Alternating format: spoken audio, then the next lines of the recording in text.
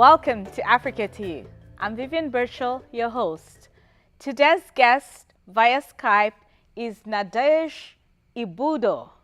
And pardon me if I mispronounce it. She is Miss Burkina Faso, North America. And Nadege, you're welcome. Oh, thanks for having me. How do you say welcome in Burkinabe? Newongo. Newongo. Right. So could you tell us a little bit about Burkina Faso? How many languages are in the country?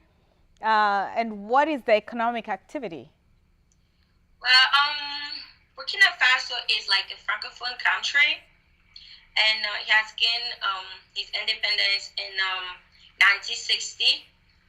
And the name Burkina Faso actually was named by Thomas Sankara in 1984. And we have about 70 languages. And the main economy is the agriculture. What does it mean to be Miss Burkina Faso, North America? And how are you using your title and position to impact the community you represent? Being Miss Burkina North America means everything to me. It's like waking up from a sleep.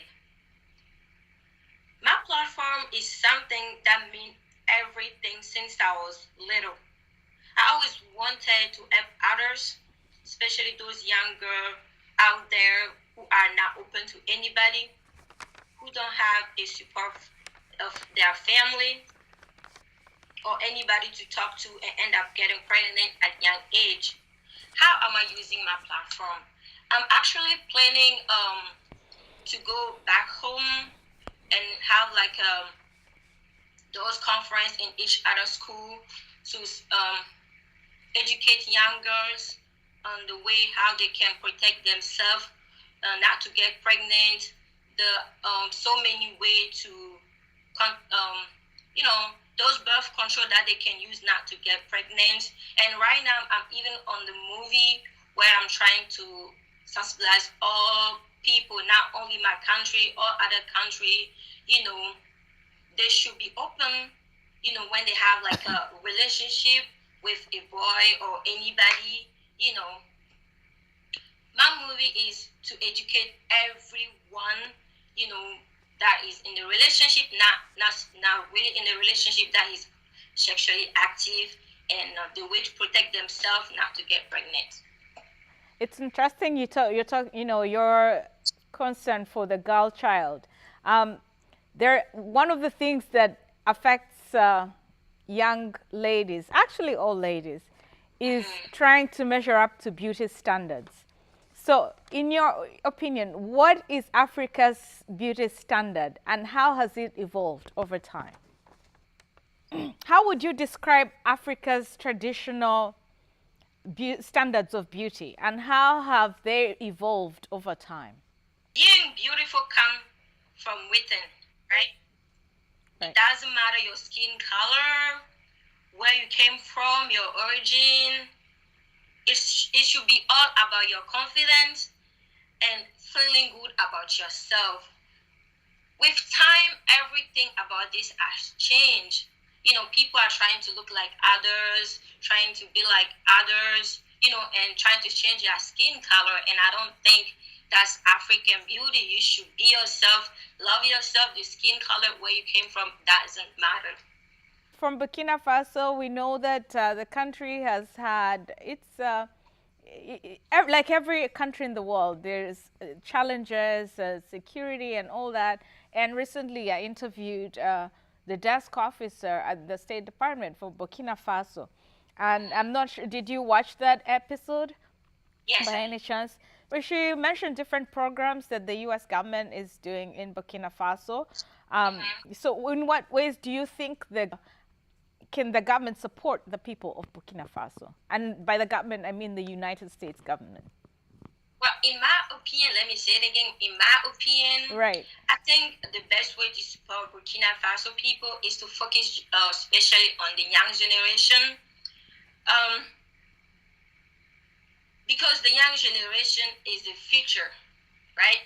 They can help them by providing some infrastructure for the school, Because right there, the education system is not really that perfect like it is in here. If they can actually help those who out there with some infrastructure that they can use to educate, and some tech those technology that they can help with the teacher so they can help the student a little bit more. And also I want to make a point about the road out there in Burkina Faso is really, I'm not going to say it's a mess, but they need a little bit of development if they can help in the roads and everything. That's my opinion, actually.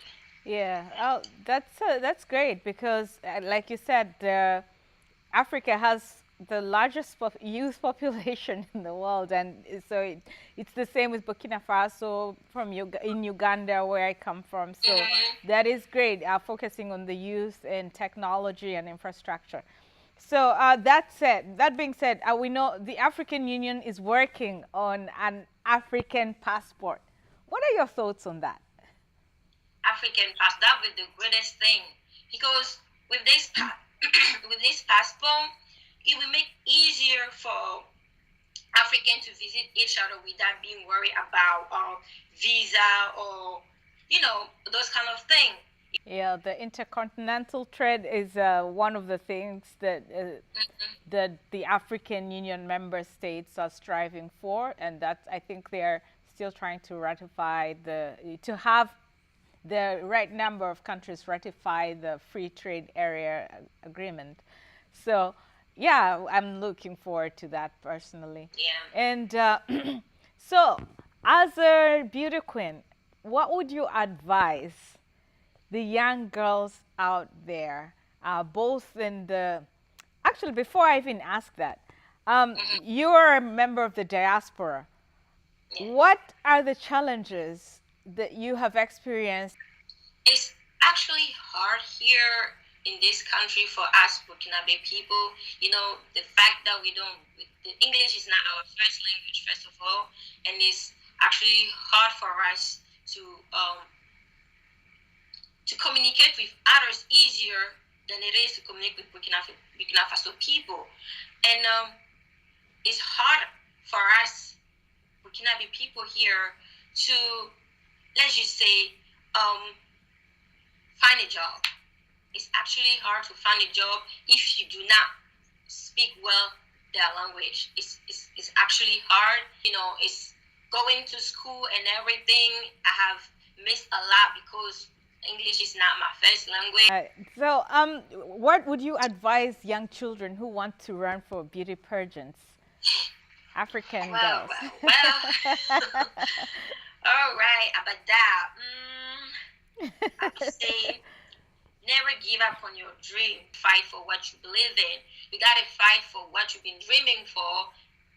This is like, you want to help young girls out there not to get pregnant at young age. So you need to fight and make it happen. Never give up. If they are dreaming for something, they gotta make it happen. They don't just have to dream it. Make it happen. That's what I have to say. That's a good message. And with that, first of all, I would like to thank you. Nadej, it's been a pleasure having you on Africa to You. Thank you for making the time to share your experiences with us. Oh, that was my pleasure. Thank you for having me. And for our viewers, that's all we have for this episode. For more about Africa, visit us at africa2you.org or email me at africa2you.vivian@gmail.com. Thank you for watching Africa to You. Till next time.